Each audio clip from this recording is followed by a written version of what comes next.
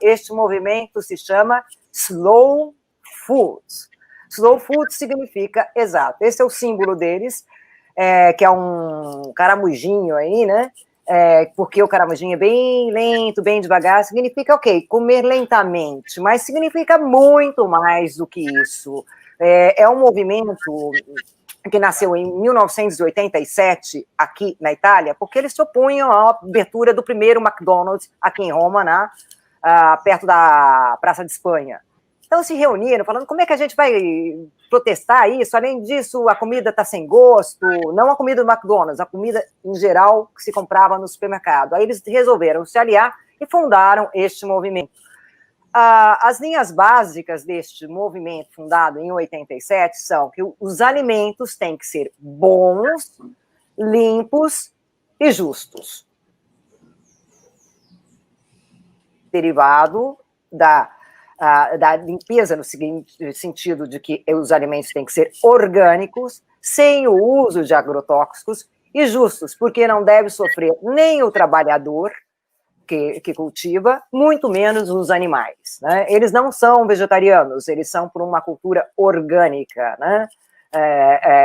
Tem muito da agricultura familiar com eles. Eles, na época, eles também até assinaram um acordo com o Brasil, com a FAO também. Um acordo em qual sentido? Eles pegam especialistas que têm know-how, ou seja, compreendem, têm conhecimento de como trabalhar com a terra, são pessoas que estudaram a respeito e transmitem essa sabedoria aos camponeses, ensinando como é que a terra pode ser mais produtiva, dependendo da técnica, sempre sem uso de agrotóxicos. Então, este é o Slow Food, e que tomou conta do mundo, já está em mais de 100 países. Né? O que mais que tem o Slow Food? O Slow Food trabalha com fortalezas. Quais são essas fortalezas? São áreas de proteção. Além das fortalezas, tem também a Arca do Gosto. O que é a Arca do Gosto? A Arca do Gosto é para salvar, literalmente salvar, alimentos que estão em vias de extinção. Ou seja, o grande mercado, o supermercado que você vai, não vai vender aquela castanhinha típica daquele lugar. Então, para que essa castanha continue sendo produzida, porque esses alimentos do Slow Food, incentivar os alimentos nativos, a cultura local. Então, para que ela não desapareça, aí eles criam uma série de incentivos também com essa questão de ligar o pequeno produtor ao mercado. Isso tinha muito a ver também com aquele programa no Brasil, com aquele programa de aquisição de alimentos, né, no qual comprava dos pequenos produtores e distribuía nas escolas, nos hospitais. Então, tem muito a ver. Então, eu separei mais ou menos alguns produtos aí do Slow Food para a gente ter ideia do que é. E já a gente, depois desse nariz de cera, como se diz no jornalismo, para chegar lá, né? Você constrói todo um texto grandão, aí você vai chegar nos finalmente. Então, vamos lá, por favor, mostrar. Esse daí, sabe o que é isso, Fábio? É da tua terra, viu? Fábio, não estou te ouvindo. O pequizeiro.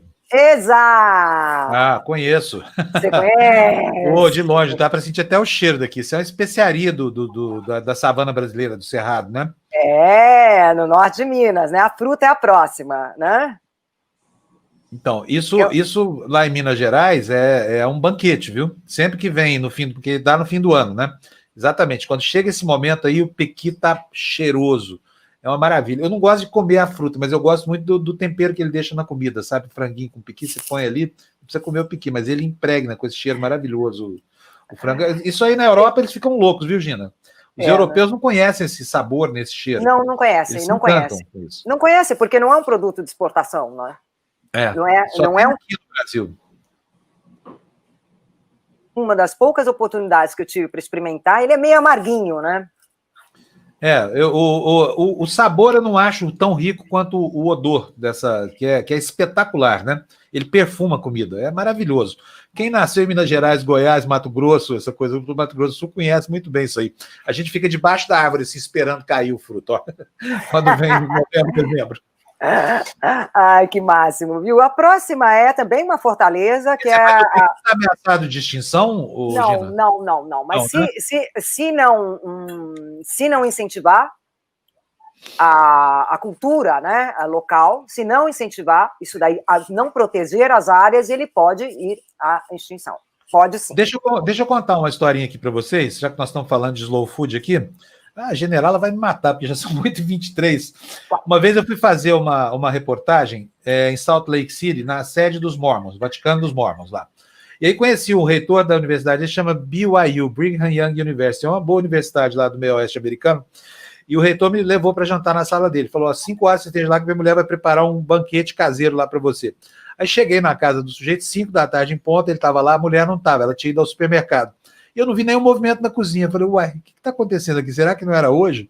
Aí daí a pouco chega a senhora com uma lata de chili, que é feijão com carne moída, pronta, uma massa de torta já assada e nachos, né, que são aqueles biscoitinhos mexicanos.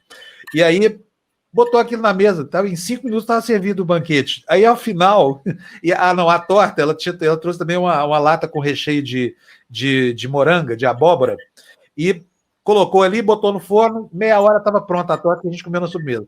Tava uma delícia, só que era uma lata de chili, uma lata de recheio de torta, né? E nachos prontos. Eu falei, escuta, essa é a comida caseira de vocês? Ele falou assim, é sim, não é deliciosa? Aí nos Estados Unidos tem hábitos alimentares terríveis, viu? Eu acho que o slow food não faz o menor sucesso na América. Viu, O que Michelle Obama fez uma horta slow food na Casa Branca. Foi até o fundador do movimento, que é o Carlin Petrin, né? Chamado assim, mas Obama, eles fizeram uma horta na Casa Branca. Eu tenho a impressão que essa horta já foi até destruída, né? Mas foi uma horta orgânica na Casa Branca, onde a Michelle recebia estudantes, crianças e adolescentes, para entender, porque muitas vezes as crianças urbanas não entendem como é que nasce o alface. Na concepção deles, aquele saquinho no supermercado que você pega e compra. Não faz ideia como é que é a planta, né? E aí foi, então, sucesso nos Estados Unidos. E como? Não, eu acho que faz sucesso sim entre alguns, mas o americano médio come muito mal, viu? Ele não tem tempo de mas nada, ele toma um café da manhã. Tem mercado orgânico também nos Estados Unidos, viu, Fábio? Não é assim, não. Não podemos fazer toda uma massificação. Então, essa próxima é preservar, inclusive, as plantas pelas quais essa abelha se nutre também, é fundamental. Abelha canudo sataré-maué. Sataré-maué é uma tribo indígena que está entre Amazonas e Pará.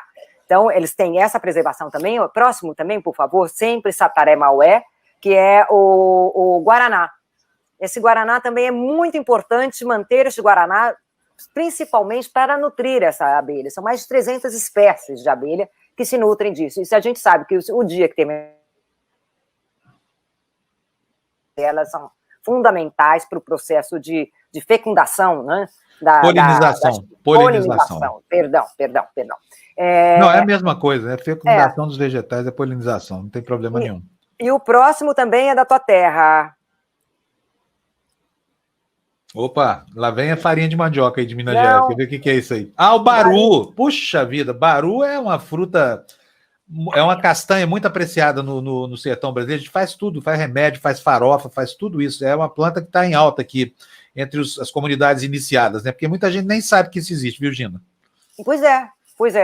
Ver a importância, né? Por isso que eu quis começar a falar do slow food, justamente para demonstrar a importância, que é um movimento que se transformou em mundial, mas que nasceu aqui na Itália, né? Que isso daí, e a castanha do baru é deliciosa. E, aliás, o Slow Food promove a cada 2 anos uma reunião com todos os camponeses de várias partes do mundo. Então é muito interessante porque um camponês, né, um pequeno outro do Himalaia, o que eles têm em comum? A montanha. E trocam conhecimentos entre eles, né? Então fica uma coisa linda, porque você vai lá, se chama Terra Madre, né, a Mãe Terra. E fica lindo, porque, além do que, muitos trazem as roupas típicas, experimentar o pequi, uma série de coisas, foi nessa grande, na verdade é um grande encontro, é um galpão enorme, cheio de barraquinhas, representando as áreas, os países, etc, etc. E aí é delicioso, o Baru é fantástico. Se vocês tiverem a oportunidade de encontrar e comprar, maravilha. Agora, depois disso daí, vamos... Por que a gente está falando no Slow Food? Por favor, Fê, agora é aquela última que eu enviei atrasada que eu tinha esquecido de enviar. A última de todas. É sempre assim, né, gente? Vocês não fazem ideia, né? Sabe? Procurar, exato. Vamos aumentar, por favor? Festival da Comida Verdade ocupa o centro de São Paulo em defesa da feira do Movimento Sem Terra. Isso foi em agosto do ano passado, e a Comida da Verdade, ou seja, a ligação do Slow Food com o Movimento Sem Terra é bem forte. Por quê? Na verdade, gente, vamos lá aos números do Movimento Sem Terra, né? Essa questão eu quis dar destaque hoje ao Movimento Sem Terra, porque ontem, assistindo também o programa do Rafa, né, o Pense, é grátis, né? Eu fiquei muito impressionada mesmo com o que está acontecendo em Minas Gerais, né?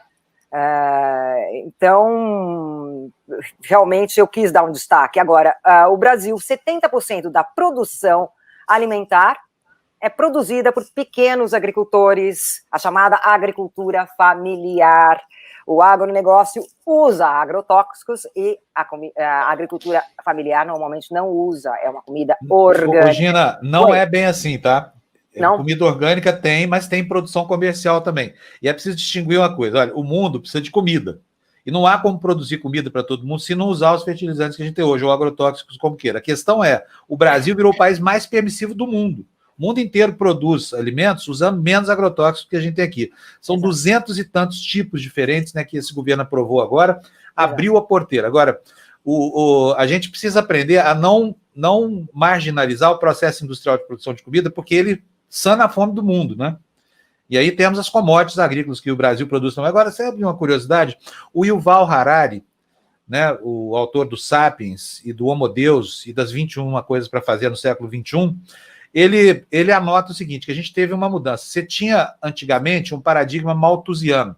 Era aquele que dizia que a expansão da população vai suplantar a capacidade dos seres humanos de produzirem comida para todo mundo. Isso acabou. Hoje a gente produz mais comida do que o planeta precisa. A questão é, essa comida toda chega a quem tem fome? Não chega. Nós temos 1 bilhão de pessoas passando fome na África. E sabe por que isso acontece, gente? Vou falar para vocês. É porque o trigo de boa qualidade vai para as mesas das famílias abastadas. E o trigo de má qualidade não vai para as mesas das famílias menos abastadas, para a ponta inferior da pirâmide social. Sabe para onde é que ele vai? Ele vai alimentar a vaca, que vai produzir a carne, que vai para o prato daquela família rica. Ou seja, come-se o amido e come-se depois a proteína animal, enquanto uma boa parte do planeta passa fome na periferia, porque não tem o que comer, porque não tem money, grana. O que falta é distribuição de renda, não é comida. O mundo tem comida suficiente hoje, ainda bem, né? E para quem pode, obviamente que não é todo mundo, é uma pequena minoria, existem essas alternativas todas aí maravilhosas, que preservam a saúde, que respeitam o meio ambiente, que colaboram com a preservação das espécies, né? Das abelhas, de tudo isso que a Gina colocou aqui, que é super importante. Eu mesmo, viu, Gina? Não sou vegetariano nem nada. O Slow Food não é um movimento vegetariano. Eles usam até carne orgânica. Sim. Então, só que ele preza, inclusive, a maneira de confeccionar a comida. Por isso chama Slow Food, não é isso? Sim, a comida feita em casa, de maneira artesanal. O animal não pode estar confinado, sofrendo. Os princípios são outros. Agora, só no MST são mais de 100 cooperativas, 96 agroindústrias, quase 2.000 associações e 350 mil famílias assentadas, né?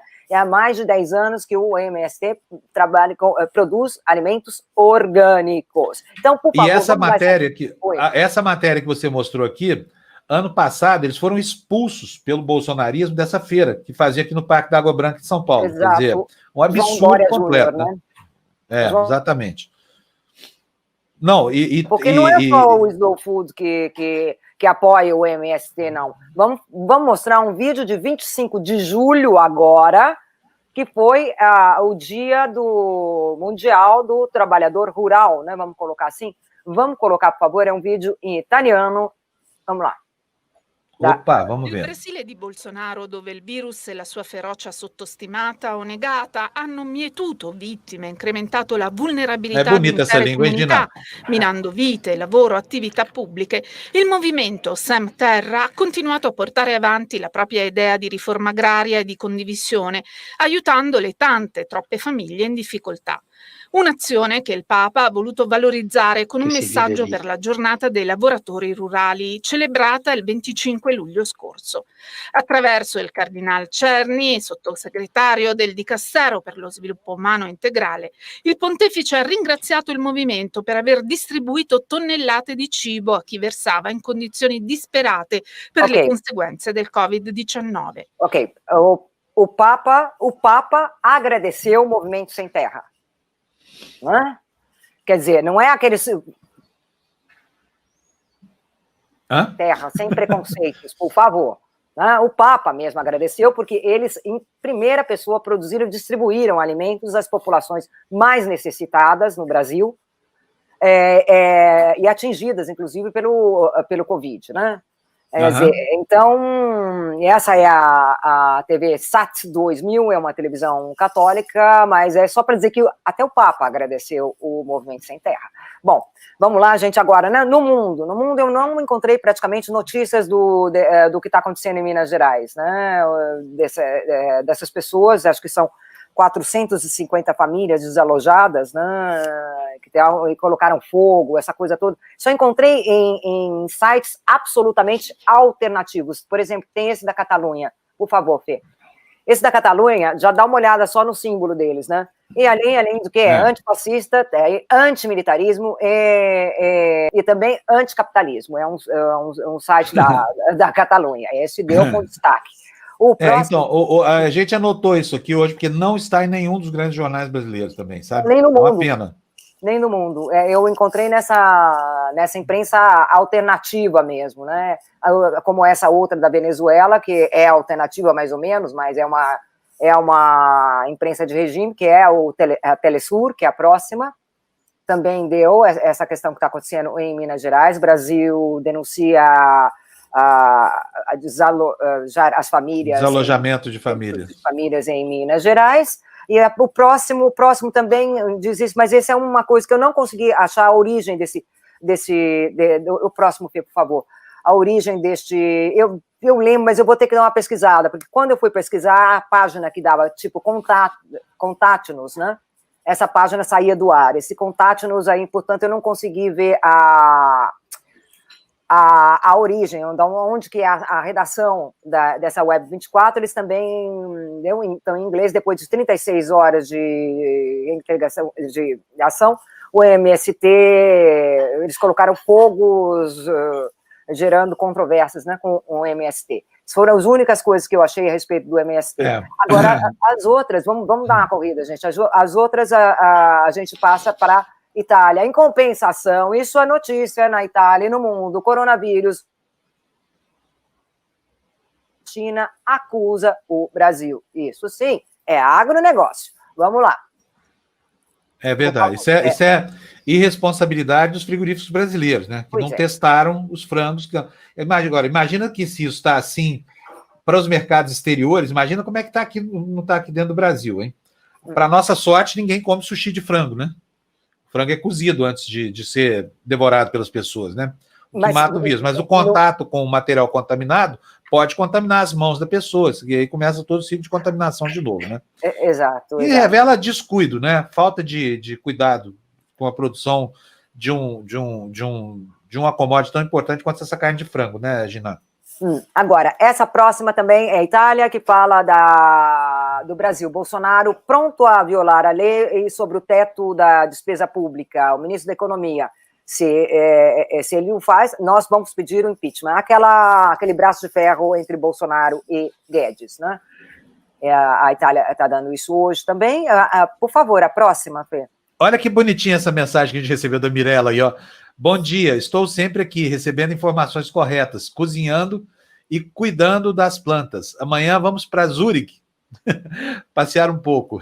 Que legal isso aqui. A Mirella está esquecendo o português já, hein, Mirella? Bom passeio. Isso aí. Vai, Gina, então, continua. essa daí, aí a gente passa para outra série de notícias que é sobre a avó da Michelle Bolsonaro. Não é todo mundo que dá, não. A América Latina dá, com grande destaque, mas não dá a polêmica que está acontecendo no Brasil. Então, diz a avó da primeira-dama do Brasil, morreu por causa do coronavírus. É preciso lembrar que a mulher do presidente Jair Bolsonaro também se encontra isolada depois que resultou positivo para o Covid-19. E essa notícia, a gente só pode mostrar agora as outras, os jornais latino-americanos, as outras, por favor, só para... Olha, é a mesma notícia porque foi dada pela agência de notícias espanhola, que é também uma das gigantes do mundo, e a deu e os jornais pegaram.